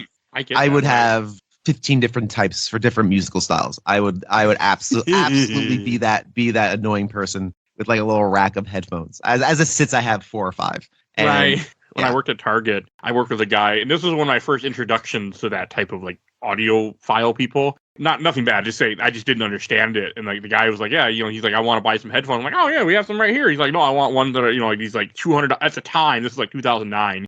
$200 headphones that were made out of wood or something, and I'm just like, you could just go buy some for $5 right next to us. Like, what? Like, I didn't understand it. I'm like, you could buy a 360 for around that price. Like, what are you thinking? Like, that's how my brain went. But now I get it. So audiophile gear is one of the biggest scams in the world, but there is a difference between $100 pair of headphones and like a 300. Between a 300 and a 30,000, I don't know. I'm not that sophisticated, but that's very funny that the wood for resonance to the ohms and the the audiophile gear can get ridiculous and very pretentious. So it's totally understandable the reaction. I just think it's just funny. I just don't think about it much because I'm just such a and the best part of my father is more an audiophile guy. Like he freaking made his own surround system in his house with hooking up speakers. His speakers throughout the entire house. And he has his wired around. He's doing that since like the 90s, like since I was a kid. And he loves sound and music. He's like, I don't like live albums. I want to hear it, the way it's recorded in the studio sounds better. And I'm like, hey, you're right, but I was something else. But no, and then here I am, a guy who could care less about sound sometimes. So it's kind of funny. Weird, but okay. Like I've never made any secret of the fact that I just don't get you with music sometimes. Oh, that's fine. I don't get myself. It's okay, an enigma. It's one of your many charms, Mike Albertin. I don't understand how a guy I love it. Grew up listening nothing but rock music, loved 70s and 60s music, some 80s, all of a sudden became like all I listened to for a good couple years was nothing but Taylor Swift. That's it. And the only reason I stopped is because my wife was like, I can't listen to her anymore, so I just don't play music in the car. So you drive in silence. We do. I don't play music anymore because I just can't, I don't know. I just can't. I just get annoyed because I don't pay for Spotify or anything anymore either. So I'm like, I gotta listen to commercials. I'm just like, you know what? We'll just drive in silence. I do put on, when I drive long distance, I put on podcasts a lot because I need podcasts to keep my ass awake. Oh, no. If I need to stay awake and alert, I have driving playlists. Oh, yeah. Dependent on weather, on road type. I get serious about my playlists. Third heist, last heist. Pulling us back on track. Yes, the final heist, final stanza of this movie. So Baby has decided that he's leaving, and at 2:00 in the morning, he's out. He sees Buddy and Darlie sleeping, and Bats is asleep, and he's sneaking out, going down to a car, holds out of his space, and boom, there's Buddy. Fully dressed, by the way. No mean feat. Like, I applaud the cardio necessary for that one. And then Bats shows up, and they think something's wrong, and Bats has found the recorder, which is why you don't record criminals. Yeah, yeah. Yeah. And he tries to explain. I mean, he also screwed himself when he lied and said, I live far away, and I think they knew he did. Yeah. That's the part where he kind of fucked himself, where it's like, there was a way out of it, but also my guess is if you're recording, you're not just I mean, unless he's hitting record just at certain times, he's probably recording a lot more of the conversation than what we're hearing. So, And he tells them that he does it to make songs. which we see early in this movie too. Yeah, well, we know it's true, but like their immediate reaction, that is the most bullshit of bullshit. It's and like John Hamm says, it's so bullshit. It actually sounds real. Like it's so implausible that it might actually be real. And this is a great example of baby not belonging here. Like Joe is right. He does not belong in this world. Because these criminals, again, this is their job. These are professionals. They look at him and he says he lives far away. They kind of look at each other like, all right, really? Now we're dealing with an amateur, right? And this is Jamie Foxx has a lot of Mr. Blonde energy in this movie. Yes. Lots of Mr. Blonde, which is nothing but a compliment. And he has this air of a professional, almost trying to school him a little bit, like, hey, you're in this life. We know how this is. We've all been in your shoes. A newbie who just wants to do a quick few scores and get out, but this life is attractive because it is risky and fun, and you're using your talents, and you make a boatload of money. And hey, this is great. You may want to learn. Yeah, we now have to kind of check ourselves, and we really have. And this is like an education moment as well as a CYA moment for them as well. So it's really great. And this turn is. Because now he's in the criminal element. He's not just the guy driving the car. He is now one of the group. And this is his first taste of what it's like to be a career criminal. Like, this is the risk you live with. And he's associated with murder now. And yeah, he's seen some murder now. Yeah, he's seen murder. It's very interesting. And I mean, I don't know what he was thinking leaving at 2 a.m. Like, he was just going to be able to just get out of there and they weren't going to notice. Like, yeah, they don't trust anyone in the first place. Like, they're paying attention to what's going on. So. Yeah, no one's having a restful sleep. No one's in like a deep REM situation here, and before their big heist moment, it's him just not understanding the world he's in, and underestimating the people he's around, and just not understanding. And we do have that small scene before this when they stop at the diner where he doesn't want to go to the diner, and when he acts like he doesn't know who Deborah is. And I like how she picks up on it immediately if something's wrong, and she doesn't press it. She's just like, okay, I'll just do my job, and but she picks up on it immediately. I like that. And I think what Jamie Foxx, Bats was going to shoot her, wasn't he? Like, that was what was about to happen? Yep. For what? That scene before. Buddy said he wanted gum. Oh, yeah, he shot the guy, doesn't he? Bats shot the guy at the gas station and took some gum. Because that makes sense to Bats. That makes perfect sense. Why would I pay for this? I have this weapon in my hand that I have no problem using. Hey, yes, I understand. I'm hammering in a nail with a... Damn it, I had an analogy in my head. Yes, I'm where I'm... A jackhammer, yes, thank you. Okay. Somewhere I'm hammering a nail with a jackhammer. I know this tool is not really designed for this purpose, but it's what I got. So away we go. Yeah, again, it's scary. The unpredictability of Bats is such a good wild card and adds so much tension to a scenario in a situation where everyone is a professional, everyone understands the roles they're supposed to play in the different pieces. Yeah, having this wild card is really important and good. And Jamie Foxx doesn't go full crazy. He is unhinged and he's unreliable, but he makes sense. Yeah. He lives within his own sense of morality, which is what I think, let's say well-written villains, like a No Country for Old Men, where Anton Chigurh is not a psychopath. He just lives on a different set of rules than everybody else. That's kind of what we're seeing here with Bats. And that scene in the diner with Bats and Buddy, ooh. When Bats nails it right on the head about who Buddy is, oh man, you can just see John Hamm, like, Buddy's just getting angrier and angrier, but it's a quiet anger. Like, you can see the jaw tighten up. You can see the eyes squint more. Like, just the little thing. This movie proves that the devil is in the details, really. Mm-hmm. Yeah, he smolders. It's like a smoldering, like, yes, a cooking fire. Yeah, that's great. Oh, it's so good. You can just sense that anger in him, and he did a good job with that. But Bats, like that whole thing proves that Bats knows more than he ever lets on, and he will pull out that knowledge if necessary, and did. And Buddy did not like it at all. No. Yeah. He's prepared. He's prepared. He's prepared. He's a pro. He's a professional. This is what he does. This is his job. And he's prepared, and he has these things at his disposal. It's a great character. And Jamie Foxx is so good in this. And he could have gone over the top with this role. A lot of actors, I think, would have gone like way over the top with like the crazy wild card criminal role. But he plays this just right. And he's very, very, very good in this. There's a small scene that I really appreciate when they're listening to the tapes when they're about to, which I'm pretty sure they were about to kill him. I don't know why, but I really liked it when Darlene says, "This is bananas, BANANAS." And it just made me laugh. I don't know why. The way that she delivers it, where she just has her feet up on the table, just makes me crack up.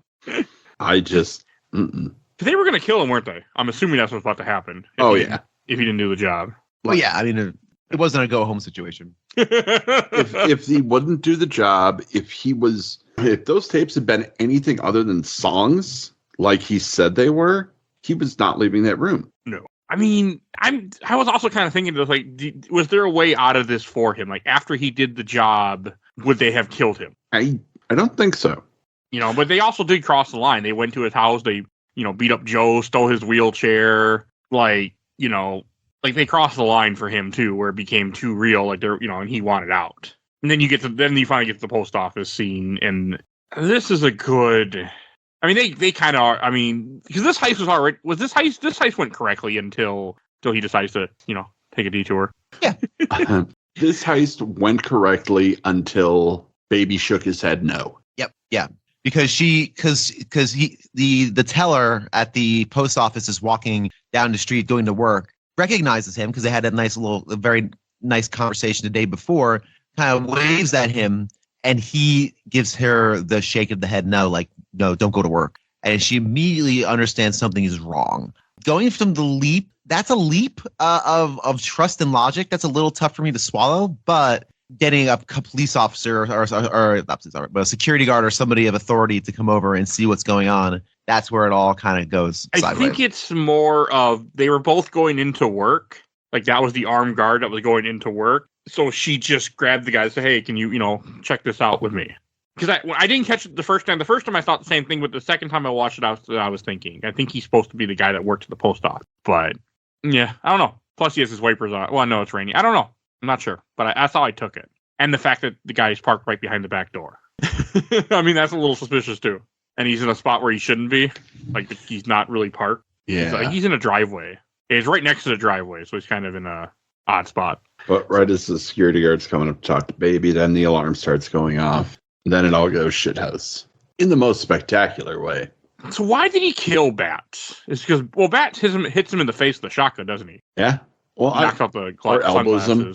And that's when he just fucking murders him. I love that. He just drives him straight into a fucking hook. Yeah, I think it was just like a stack of rebar. And real quick, you don't see it, but you see, unless you're looking for it, you don't see Baby disable the passenger airbag right before the impact. Yeah. Like, that just shows how much, Can you even do that in a car? Yeah. Oh, yeah. I did not know that. Yeah. Well, like, why have the passenger airbag on if there's no passenger? Oh, good point. Because that costs a ton of money, by the way, in your car. Yeah. So that can lead to your car being totaled if you get in an accident if they deploy the airbags because it's so expensive to fix it. Mm-hmm. I know this for a fact. So, not me. I wasn't in an accident. But I know someone that was in an accident and they're like, yeah, the airbags went, so your car is done. But, like, once that happens, like, you're expecting this grand car chase to end after this heist. But no, car's out of commission now. And the song they play is Hocus Pocus by Focus. Yep. I know this song, actually, and I had completely forgotten. I haven't thought about this song since before I was in high school. My father was big into music, and at some point, early days of me downloading or something, he gave me a couple songs to look up. This was one of them, Popcorn, by Hot Butter, instrumental. I still really like that fucking song. I would listen to it. I love that song. I would turn that up as loud as it goes and just listen to that song. It's on YouTube. And I had forgotten the song existed. All of a sudden, like, I know this song. It felt so good to have the song playing while he's just running for his life from the cop. I really appreciate it. And I think this is really fascinating to me, at least, because, like, you want that last car chase. You don't get that last car chase. What you get is a foot chase shot like a car chase. Oh, yeah. I didn't catch that. That's so good. You're right. It's exactly right. It has the same energy and pacing of a car chase, yet it's on foot. It's very, well said. That is very accurate. And Yep. when he goes to a store in the mall and steals a jacket and a hat, all I could think of when he put the hat on was Marvel movies. And he got the Marvel disguise. Doesn't work for him, which makes sense. But it just made me think of the Marvel, because in every Marvel movie, that's their disguise. Oh, put on a hat. Oh, they won't recognize us. Yeah, except here it plays out like it would in real life. It doesn't fucking work. It's a hat. Yeah, I just like Winter Soldier. What he does, puts on a hat. Or the part where they're like, hey, let's kiss. They won't, that way they don't look at us. Oh, man, though. What a chase scene this was. Like, this was a great on foot. You got some hardcore parkour in there. It doesn't end. Always makes me happy. It's a long scene. I mean, he steals a car. He crashes into Buddy and Darlene, which I thought was hilarious because they had stolen another car. And this is where Buddy calls Baby a jinx. Yep. Which is You're fair. a jinx. Very fair. And this is where the shootout happened. Oh, it's another good scene where it's very natural. Is this very much Natural Born Killers? I've never seen the movie, but I know of it. Oh God, this is more Bonnie and Clyde than anything. Okay. Yeah, that's more Bonnie and Clyde. That's kind of what I was gonna say. Yeah, like, oh man, Baby gets shot in the arm, and well, no, not having that. Arms stretched out. First off, wrong way to fire a gun. That's stupid. You got to adjust for the recoil, otherwise you're on your ass. But she didn't need the recoil's help. She ended up there anyway after she gets, 6 shots thrown More in than her? 6. I just watched it. It's more than 6. Let's see if I can count in that time. But it's a lot. They shoot the hell. I mean, again, she is firing at cops with 2 submachine guns. Like, yeah, they're not going to, hold their fire. Yeah. This isn't like, shoot to stop. This is, no, you are a danger to us and everyone around us right now.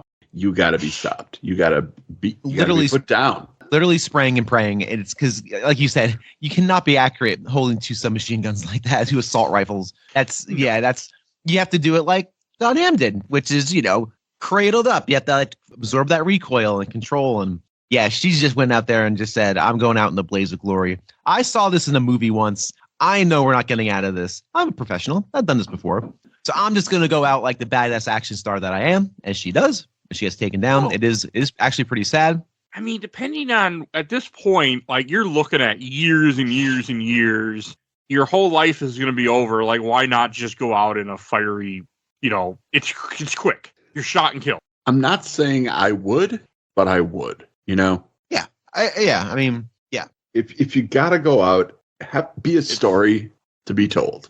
It's 8 shots, by the way, she takes. 8 shots. All right.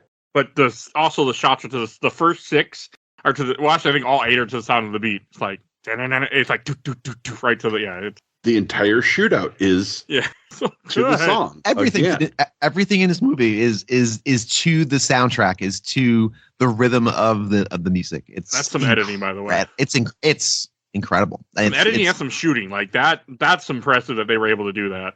Yeah, like, just thinking about how much it took to shoot this movie is giving me a preemptive ulcer. Yeah, it's giving me an anxiety attack. It's like it's the idea how much careful planning and choreography to execute even the littlest thing like going to get coffee is ridiculous. Oh, and then he steals another car, but when he steals from that random woman, that's another good scene where he just gives her the purse. He's like, I'm sorry, here you go, here's your purse. That was nice. I like how he won't move the car until he gets the right music on. He has to get a song on before he can move the car. I love that the song. Oh, the song. I love Golden Earring too. Radar Love. Radar Love is on my top 5 driving songs of all time. So when that came on, I clapped like a moron. You weren't in the theater. It's completely fine. I still, that every time that scene happens, I get so happy inside. So I was like, yeah, I think that too. He runs home. He goes to get Joe. So I really appreciate this moment where he picks up Joe. He grabs a bunch of the money not even all the money, just some of the money that he has tucked away so he can give it to Joe. And then he drops Joe off at an assisted living home. And I just cracked up. So, because that's what that was, by the way. And Mike is cursing. Damn it, that could have been my quota. I don't know what you're talking about. But I was just like, because like you could just tell because all of them have the same, like the names of assisted living homes have a certain like style to them, and the sign had like a leaf or something on with the way the words are. And I shit you not, a lot of companies do that. a lot have that. They all have that same, like, there's a certain style to it. And I was like, I recognize that immediately because I live this world now. So I just thought this was hilarious. A little touch that, like, a normal person wouldn't pick up on, but a guy who works in that field unfortunately does. I don't know, maybe it amused me so much. It was good. And then I do like how the cops show up too, and they're like, and then Joe's like just, does the sign language good luck to them. I love that. So good. He's still rooting for the kid, even though he's like, I know this is where you want to be. I hope I'll see you again someday. And yeah, cops, good luck. You're going to need it because he drive. Oh, he drive. It's a little sweet moment too, where he records the tape recorder for him, and he just tells him, he's like, hey, this is what things he likes because he can't, because he's deaf. So I thought that was really sweet too. It's a sweet little moment. Like, you're being chased by the police, and here you're taking time to make sure that, he's okay. And you're giving them just some information to help him, at least to start with, because he's hurt by what he's doing. And I think then he goes to the diner, which gets to the last part of this movie, or near the end. Yeah, the last part of this movie, really. Oh boy. That is good. I do like when he walks in, Deborah's like, your buddy's here. Double pun. And having Barry White's Never, Never Gonna Give You Up playing during this scene. Oh, God. It really made me this movie made me appreciate Edgar Wright a lot more than I have. And hell, that fucker made one of my favorite movies of all time. And I'm like, he's a good director. He is something else. And this cast is something else too. Like the menace that Buddy has when he's talking about, when he's singing along with the song, I'm never, never going to quit because quitting just ain't my shtick. And know that he is going to chase baby to the ends of the earth. One of them has to die. One of them's got to go. This is it. Yeah, it's so great. And again, and the movie, even when the movie's taking these times to pause and linger, doing it on the perfect moments. This is a perfect moment to linger on, to really cement now this adversary. Here's the big bad. Here's our adversary as a film goer. Like, oh, here's the final confrontation. Yeah, it's just wonderful. The tension is so good in this scene, and when the cop shows up and they think, okay, he's coming for them, and he's just like, hey, I need the bathroom key. Just going through a very normal thing. You're working late night. You got it. There's not a lot of places open. I get that. And the moment that Buddy asks Baby, is she a good girl? You love her? Baby says, yes, I do. And Debbie looks over and is like, oh, he said it first. Like, that was cute. I didn't catch that. And then Buddy just kind of looking so sad at the moment that he just says, that's too bad. Ooh. Oh, God. Because John Hamm does such a good job. So much menace. Oh, and the actress that plays Deborah, too, she is really good in this, too. Her name is Lily James. Yep. Lily James, just so good. The only British actor in this movie. I don't know her from anything else. I don't think I've seen her in anything, maybe, or I just don't realize it. I'm looking up her catalog. Yeah, I've never seen anything she's in other than I've seen Mamma Mia once, but she's in the second one, which I never saw. Oh, here we go again. But yeah, I didn't see any of her movies ever. Okay. Yeah. Oh, she's in Iron Claw. That's fun. I haven't seen that yet, but I'm gonna. That's a movie that came out, this year. Yeah. With a really, really buff Zac Efron, right? Yep. It just seems odd. All about wrestling. Yeah, I'm good. But Baby shoots Buddy in the shoulder. Fucking deserves it. Well, deserve it or not, this is Baby doing his first, I'm not part of this world. I'm not part of this world. Well, if I have to be part of this world, I'm going to be part of this world. Well, and it's the only way out of this situation. I mean, if he doesn't stop, this guy is not going to stop because he essentially got his wife killed. Yeah. Oh, God. And it is so good. And when the cop comes out of the bathroom and he's like, are you all right? He's like, yeah, I'll show you where I've been shot. He just shoots the cop, too. Well, Buddy essentially at this point, he knows it's over. So he's just going to, ride it out until, he has one goal, and that is to kill Baby at this point. Yep. Now that Darling is dead, all he has left to live for is Baby's death. And, oh, God, the final scene in the parking garage. Baby goes back, he has the loot, he exchanges it for the tape of his mother singing. Doc gives him some money to get to the border, proving that even, broken clocks are right at least twice a day. Well, it's also showing that, Doc, I think Doc knew it was, I think he I was surprised he helped him. I guess the guy made him that much money. He's like, sure. And you brought the stuff I wanted, so here's some money. Well, Doc always had like this kind of weird quasi-father figure thing. Yeah. With Baby. Right. Yeah. And you're always like, he's not going to do the right thing. He's not going to, he did the right thing. Oh, I'll be damned. And it wasn't until horribly. The second time I watched this, that after they have that scene and he goes in the parking lot and the three cops show up from the drug heist and the guy goes, bananas. And I didn't catch that till the second time because bananas was the key word that they were supposed to say after the job was done right. And Doc just lays him out with a shotgun right away. No question. Well, he knew what he was there for. I wasn't there to be nice. Yep. He was well aware. Yep. And these are crooked cops to begin with, so like they're not actually going to be like, okay, we're going to arrest you. No, we're going to fucking murder you because you killed our friends and betrayed us. They thought, even though it just bats is fucking crazy. Oh, it's before that part though when he steals the Challenger car. I like that where the guy's like, "Can I have my phone?" No, that was good. Yeah, that was very good. And you cannot. This is so fucking funny. I wanted to see more of that car. I really like that car. I think it's a Challenger, isn't it? Mustang something? I don't know cars very well. I just know I like that phone. I don't remember. Car. I feel like a Mustang, maybe. Was it like a Mustang? I can't. I honestly don't remember. It's just a red car, and I just a modern muscle car. Yeah, I really appreciated the very first car in the movie, the Rix, the Subaru WRX. I think it's a Rix. And they're driving around. Yeah, it is.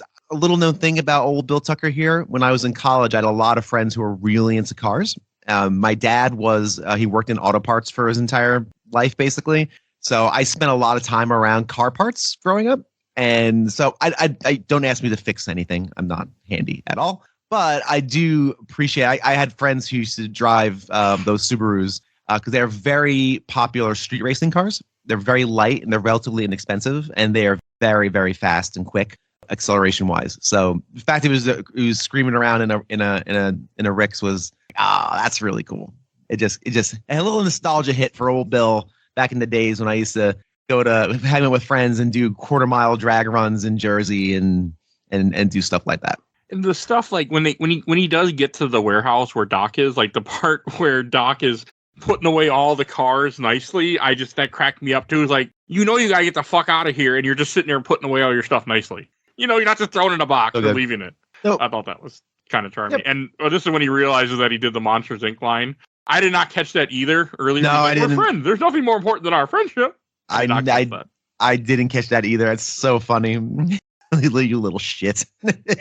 I love it. And then when I rewatched the movie, I was trying to see if any of the other lines they show on the TV, like "Let's fucking do this" from Fight Club, was going to show up somewhere else in this movie. Like he says it to somebody, but he doesn't. It's just a Monsters Inc. But I was looking for it after that.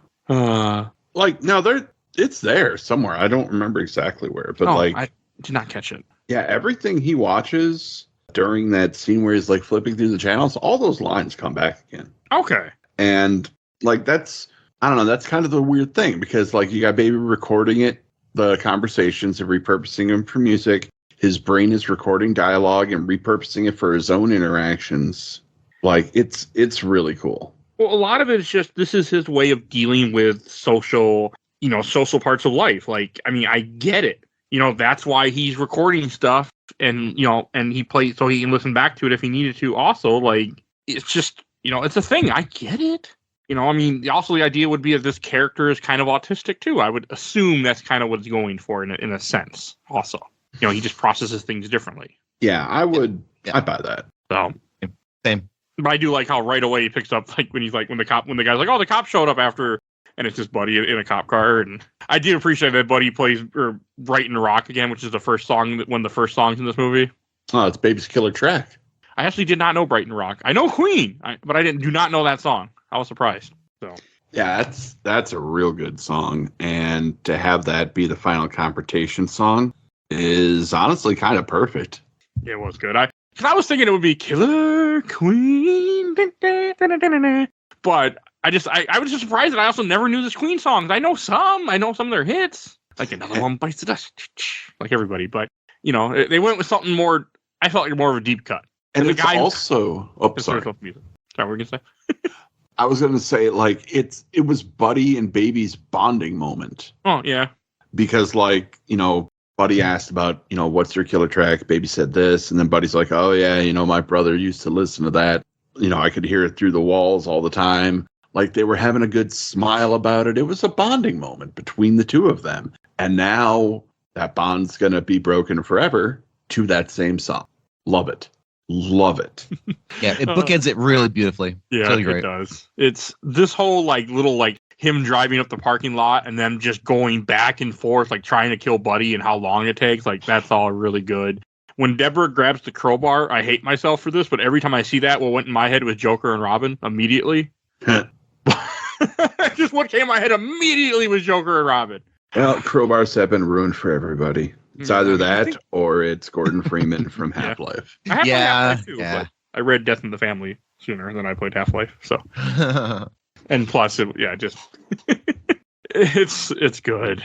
I mean, and then he doesn't finally die until like they finally shoot him off. He shoots him in the leg, and then he falls off, and then the car explodes. Like they're like, yeah, he's dead this time.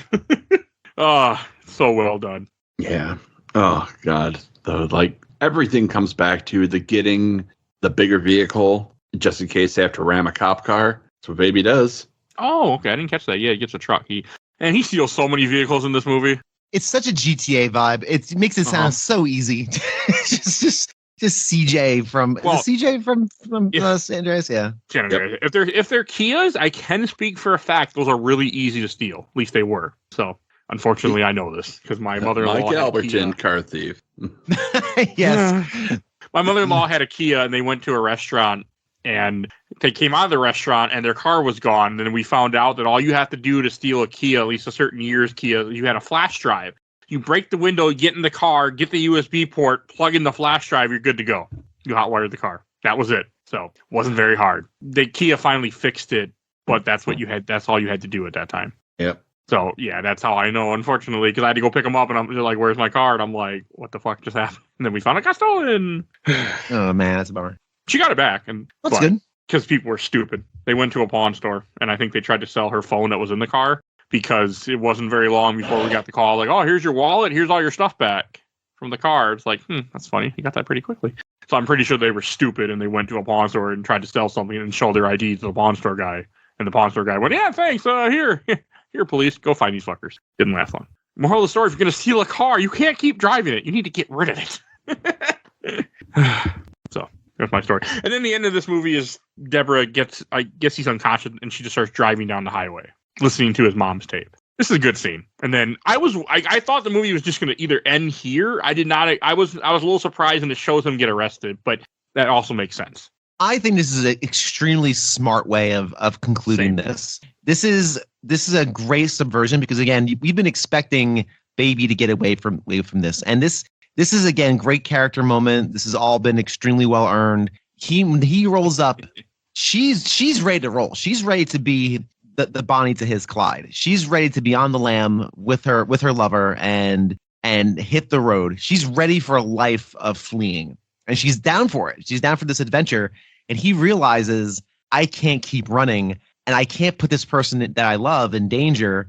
Better off just paying the penalty, get arrested, and let's be free of it completely. Because we'll never truly be free if we're constantly on the lam, on the run.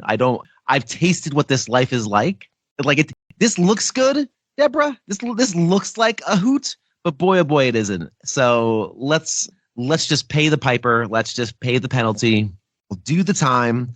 Still young enough, and I'll be a good boy in prison and hopefully get out in those 5 years. And he has 5 years, evidently. I mean, the movie doesn't really say exactly how long he does, but they do say the sentence is 25 years, the chance for parole after 5. So he does at least 5 years. And just like also on that bridge scene, I didn't catch it the first time, but the third time, like they pull cars behind him too, so they weren't getting out of there anyway. They would have just gotten, there was no escape. So he did the right thing. And I was impressed that the movie did that. Like, I thought the movie's just going to end here again, too. I'm like, are they just going to end it with him getting arrested? Like, because they could have. They could have ended this movie a couple different times at this point, and they don't, which I appreciate. You had to have the final moment. You needed. I know it sounds cliche for a movie, it's because he's not a villain. He's not really a villain. Like, you have movies where you watch criminal movies like this guy's a bad person.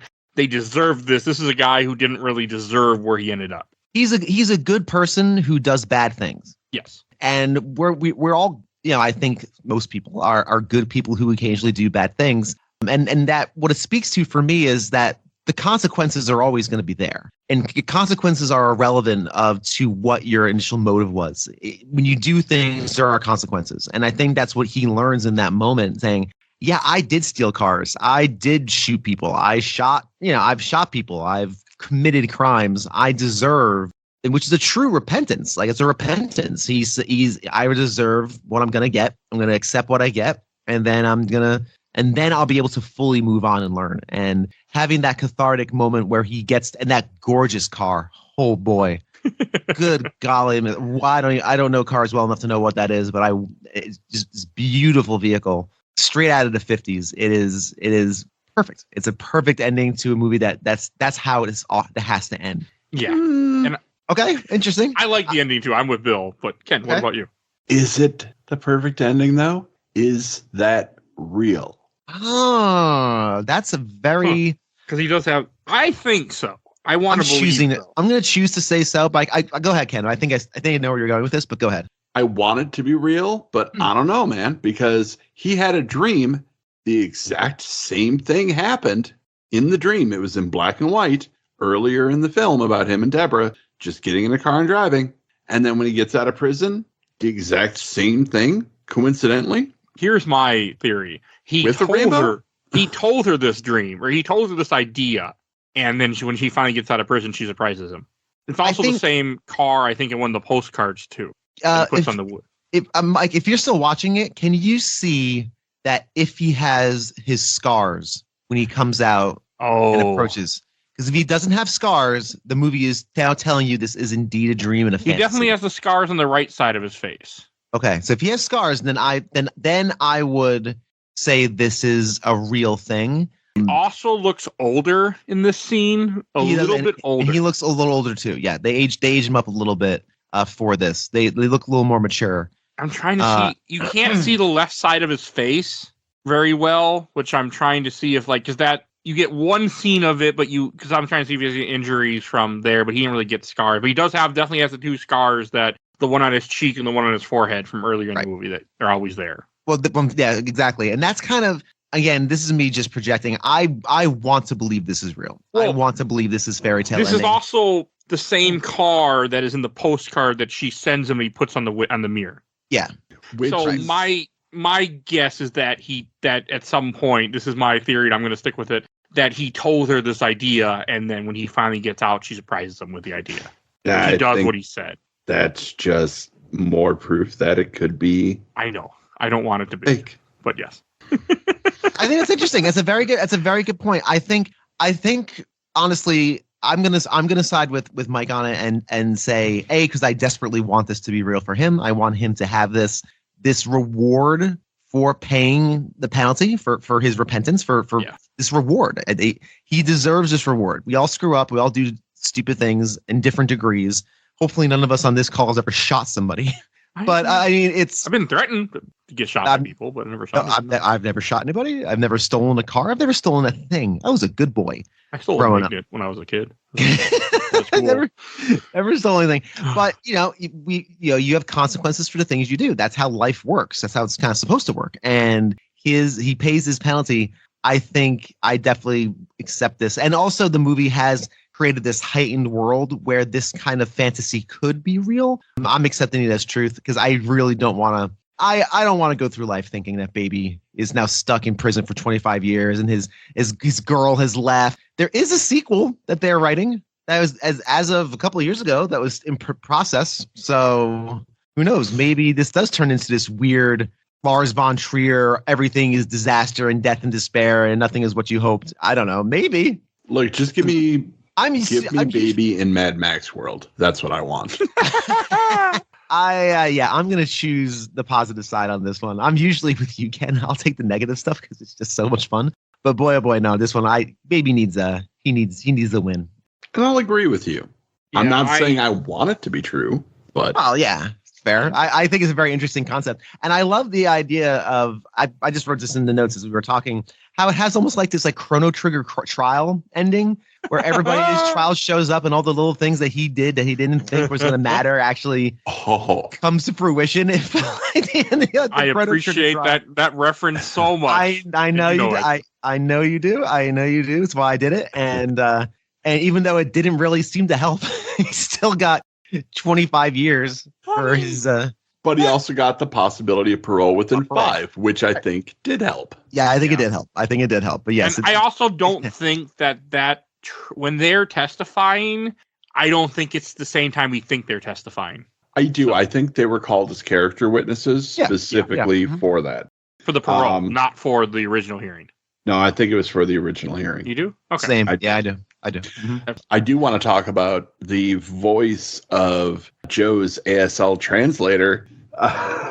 It's a voice, and I wouldn't have known if I didn't look it up on IMDb, but that is the great Walter Hill, director of The Warriors and Streets of Fire. Oh my gosh, get out of here. Are you serious? That's really, that's bizarre. Like, it's just such a weird thing, and I'm so happy it's there. So I ain't mad at it. Not one bit. We should do The Warriors at some point. Have you done The Warriors? I have not. I've seen it. I've never done it or covered it on the show. I've only seen it once. I'd be up for it. I think I know the next movie we're doing together that is not going to be on a Patreon poll. I can already tell you what it is, so because I need to see it now. But I also got to say how bummed I am after watching this movie that Ant-Man was not. They did not get Edgar Wright's version of Ant-Man that we were supposed to get. I can't tell you how upset I am now about that. So I'm bummed. I don't lose sleep about it. No, I'm not going to lose sleep. I'm just sad that they didn't let him just do what he wanted to. But I guess they were, they're making a universe, so it was different. Yeah, how's that universe working out for him? It worked out great for a while. They didn't end it until they kept going and realized, oh boy, none of these characters are actually any good or fun or. Let it go. Over. Yeah, I have. It's been yeah. Well, he can't get into a Marvel conversation, but I will say, I like the Ant-Man we got. Yeah, I'm kind of with you. I do too. Like, but yeah, I like the Ant-Man we got. But it just made me think about after watching the movie, I'm like, man, what it could have been. Yeah, I tell you. But if we got to get an Edgar Wright heist, I'll take this any day of the week. Yes. Yeah. Completely. Yes. Maybe this was maybe they did this because he couldn't do what he wanted to do in Ant-Man, or took ideas from Ant-Man that he was going to do, and went, okay, I'll make my own heist movie. Before we get to the end here, I just want to touch briefly on. We've talked about how the songs are used so well. We haven't talked about the songs themselves. Like, the soundtrack in this movie is just excellent. It pulls from so many different decades. There's deep cuts. There's popular favorites. I love the soundtrack of this movie. The soundtrack is beautifully curated. I think that's the best way I could describe it. Yeah, and you're right. It pulls from so many great genres, and there's classics on there, and there's deep cuts. It's the kind of soundtrack, like it's like a playlist you get from a friend who really digs music and gets what makes music work. You know what I mean? Like, this is a well curated list from someone I would trust to give me like a playlist. Yeah. Like, Edgar Wright, please send me things. Send me your Spotify Wrapped or whatever. Yes. Like, if nothing else, you will always have my devotion for introducing people to the song Know How by Young MC. Because everybody's like, oh, Young MC, that's the Bust a Move guy, right? Well, yeah, technically. But, like, he's done other good songs, and this proves it. Know How was the song that he was driving away after he stole the Challenger. Yep. And, that song is just sick. It's such a good song. Brighton Rock is a slightly deep cut. I would say deep cut. About as deep cut as a Queen song gets, I guess, these days. But yeah, it's deep enough. Yeah. And having The Edge by David McCallum, who was, Ducky on NCIS and Ilya Kuryakin on The Old Man from U.N.C.L.E., but also a very accomplished musician. Yep. And just having that song play and immediately puts you like, oh, okay, this is Next Episode by Snoop Dogg. Now, it's a sample, but... And did the same thing earlier with the Harlem Shuffle. You hear that beginning, and you're immediately like, all right, it's time to jump around, y'all. Nope, it's the original. So good. It's extremely good. And obviously, this, for what Edgar Wright is trying to do here, it has to be load bearing. Like, this has to be curated perfectly, and it really is. This is a I'll take this soundtrack. I know it's heresy on this show, but I'll take this soundtrack over Scott Pilgrim every single day. You know what? I'm gonna second it. I don't care. It's not heresy. That's just me. I'm the only one. I mean, I do like Scott Pilgrim. I will take this soundtrack. Much. This is a good soundtrack. So good. Like, I can't even. The only song I know in Scott Pilgrim's is the Black Sheep song, and that, God, I fucking love Brie Larson singing that song. That's the best version to me of that song. Got to be the Brie Larson vocals. But let's not go there. He even gets some Dave Brubeck on here, and gotta love some jazz. Yep. Oh God, there's just so many good, great songs on here, and the music that was created for the movie that Baby creates, like, those are all done by actual artists like Danger Mouse and Kid Koala. And they're great. They're cool. Yeah, they're fun. And of course, ending the song with Baby Driver by Simon and Garfunkel. Of course. Duh. Of course. Oh, almost too obvious. Almost. Yeah. But it's such a great song. I allow it. It's almost too ominous. This also surprised me. I know Simon and Garfunkel. I didn't know this song. Deep cuts, baby. Yeah, they are pretty deep cuts. I mean, I know some of their deep cuts. I know At the Zoo. I mean, I think that's a deep cut, isn't it, for Simon and Garfunkel? Like, I know a lot of their music because I really like that band. I mean, I actually saw them in concert when they hated each other. That was an experience. They didn't look at each other once the whole concert. So I didn't point it out. I didn't notice it, but like the newspaper the next day said, "Yep, they didn't look at each other once. They hate each other." So impressive. very, very impressive. But I thought that was cool. I was like, "Oh, Simon Garfunkel." I don't know. I appreciated it. It was right. It was a great way to end the movie too. And it also reminded me how I sometimes the idea of the perfect song is it's an impossible mark to hit. Easy by the Commodores might be a perfect song. That's got to be, I would almost argue, a perfect song. And this is off topic, but I have to bring this up. So I had forgotten this, Bill. I mean, this is from a long time ago in our old episodes we did. You talk about how you hate the song Ooga Chaka, Ooga Chaka. Stupid. I did not realize there's two versions of Hooked on a Feeling, and the BJ Thomas one is 100% better. Blue Suede is we can't get that was Guardians of the Galaxy. Yeah, we had that conversation. I have to mention it because it just showed me on here Hooked on a Feeling. I remembered it. I was like, because a week ago I was singing. I got Hooked on a Feeling in my head, and I looked it up, and my dad's like, "Oh yeah, BJ Thomas," and then I'm like, "Hey, no, this is by Blue Suede." And I was like, "Oh, there's two versions of it." I listened to both. No, like Blue Suede covered that song. The original song is actually fine. It's fine. The Ooga Cha, Ken, please back me up on that song. Is heinous. I was over that song back in the Ally McBeal days. Y'all might be too young for that one, but it was not an Ally McBeal fan. I'm not an Ally McBeal fan, but I've never understood the appeal to a bunch of people going Ooga Chaga. I don't get it. Never understood it. I loathe that song. Look, it appeals based to our, primal base element. Literally, it's, caveman-esque. It is appealing to our most primal nature of chants. Like, chants get people going. It gets the people going, I guess. It gets Bill going, all right. It gets me going out the door and to the skip button on my iPod Shuffle. Heyo. Thank you. Heyo. So what's your killer tracks? We've talked about Babies already, Brighton Rock. You guys got killer tracks? Bad Moon Rising by CCR. All right. I love that good song. One. Solid. That's a good one. So killer tracks in what way? So killer track is in like a song that'll get you hyped. What's the definition, real quick? Thank you. I knew it was going to happen. I was hoping, because I have so many killer tracks for so many different occasions. Yeah. I was thinking specifically in the context of this movie, it's time to get away. What do you play? Time to get away. Time to get away from the scene of the crime. Hot Butter by Popcorn by Hot Butter. Huh? I'm not joking either. That's the song. Nah, that's got a groove. That has a hell of a groove. I love that song. Oh man, gotta get away. I don't want to go cliche, but Running Down a Dream is probably one of the perfect ones. Is probably perfect for that. That's for me. It's a little cliche, I know, but oh no, you want to talk about my cliche answer? Absolute cliche answer, but it is, my opinion, one of the best driving songs of all time. ZZ Top. Oh, doing Lagrange. Oh yeah, totally. I mean, that is, if it fits, it fits. That totally works. Yeah. It's perfection, absolute perfection for a scene where you're getting away. If it's getting away from a bad time and you still got to get away, well, then it's got to be A Good Run of Bad Luck by Clint Black. 100%. Ooh, that's a nice one too. I think I also have to put on that list of the gotta getaways, probably Thunder Road, which I also think is close to a perfect song. That's me. That's my Jersey coming out. Me and Springsteen. Right. My Springsteen. I'm allowed. I'm born and raised in New Jersey. I am allowed to be a big Springsteen fan. And anything less than Jake, like Gainesville, Rock City, because Less Than Jake made a living talking about how much their hometown sucks and how it's time to go desperately get out of here. Yeah, Gainesville, Rock City, because my son likes that song too, so that comes in the car often. Fair.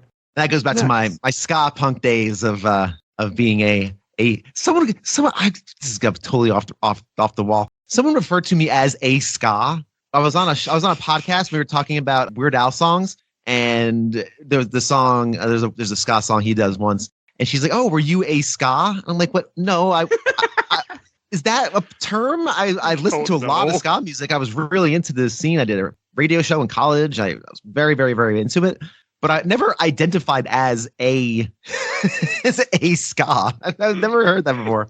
I don't know, random thought in the head, but yeah, no, that's where I would land on those for sure. I think hornballs, has to be the term. Like I can't even call myself like a rude boy. Like I'm not Jamaican. I can't be a rude boy. Yeah, I know ska has Jamaican roots, but no, rude boy is very much Caribbean centric. Like there's a real reason. There's a real reason for that term. That is an actual identifier of a person in a certain era. Yeah, in Jamaica. Yeah, I don't hornballs. Know. Hornball. Sorry, you're a hornball. You know what? If the shoe fits. I'm a hornball. Hey, listen, I'll own it. You got to own it. Yeah. No, you don't know it. Why not? Give me some street light. Give me some real big fish. I'm good. Sir, there we go. All right. Should we go to Shelf Stacker Box? I think it's a great time for that. All right. And Ken, why don't you go first? I'm going to throw this one on the stack. Like, I watch this movie maybe once a year. It's good, but I don't know if you get much for rewatching it as you do with some of the other movies that we've covered before. This is a movie that always cheers me up, but it's not a movie that I always need to watch, but I do want it close at hand. Okay. So it's definitely a stack movie, but it's a high stack, if that makes sense. Yeah, that's fine. I mean, we have developed other versions of this as this ranking system started. Like it doesn't, as I like to joke around from the Drew Carey or the God, whose line is it anyway? The points don't matter because So yeah. Okay, I'll go next. I'm gonna put this on the shelf. I had a really great time seeing this. I went into it without really knowing what it was. I mean, I knew a little bit. I knew enough, but had a great time. Really enjoyed it. Super fun movie, and yeah, I loved it. So going on the shelf. Now I watched it 3 times now. So in 2 days, that's impressive for me. This is up there I think this would be up there as a movie that I don't know if I can watch it. I don't watch any movie a lot, but yeah, I really loved it. And what about you, Bill? This is going to be I'm going to put this on the shelf, and this is a very much like Ken. This is a close shelf. This is an excellent stack movie, but I think I forgot how much I liked this. I hadn't seen this since I saw it theatrically. It was one of those I saw, I loved it, and then it just never popped up on the radar to see again. Whenever it comes up in conversation, my answer was always, "Oh yeah, that's great. I love that." It's such a wonderful melding of things I love, which I love, obviously, movies and cinema, and I love good car chases because it's pure adrenaline, it's pure stakes. We talked about it already. And I love music, and the marriage of those 3 things is so wonderful. And just the fact that you also have this really cute coming of age story, young love, it hits all the old 40-year-old man smarmy bits that have grown over the years. It hits a lot of my check boxes, and it's an absolute joy. And this is one of those that I would test out headphones to. Like if I want to buy if I want to test out headphones, this is the kind of movie I would do that too, because again, it does so many things well, and it's just an enjoyable ride. And I don't know if I'd watch it like every month, but this is definitely, I think, a once a year for me. Now that I've revisited it, this was a joy. So this is on the shelf. Okay. All right. And Bill, where can people find you at? My dormant podcast entitled The Gamer Looks at 40. It is dormant, but there's like 90 something main episodes and like 17 tales from the bargain bins. There's a lot of stuff out there. So if you enjoy video games and nostalgic retrospectives about games, I think that's the show for you. I let people tell their personal stories about games affected their lives and why they love them. Beyond nuts and bolts, although we do talk about that sometimes. So anywhere on your pod player of choice, check out A Gamer Looks at 40, and the show is returning officially on March 4th with whole new episodes, and we'll be hitting the ground running. So definitely check it out. All right. And if you enjoyed this episode, as we said at the top of the episode, you can support the show for a little dollar. You vote in our Patreon polls. We have one every month. And this month we have 2 polls, bitch. So definitely go check out the show. Support us, help us out. You can do effect what goes on the show, because I do everything people vote for. I do it if it wins. I do it anyway, but I do it wins. So definitely go do that. And we have Discord. Please join Discord and chat with us. You'll see a link in the show notes. And we'll give a shout out to my awesome intro and outro courtesy of Helena at Hell Has Free. You can follow her on Twitch, Instagram, TikTok. She's on all those things. You'll see a link in the show notes to her link tree. Definitely go check her out. Want to give a shout out to Nomads of Fantasy, another podcast that I work with. And please follow us on Facebook, Instagram, Twitter, Threads, Blue Sky, TikTok, which might have more reviews eventually, besides just squirrel videos, and YouTube audio only. But you can find Games My Mom Found everywhere. And I think that's everything I need to say. So we will see you guys all next time. Bye, everybody. So long.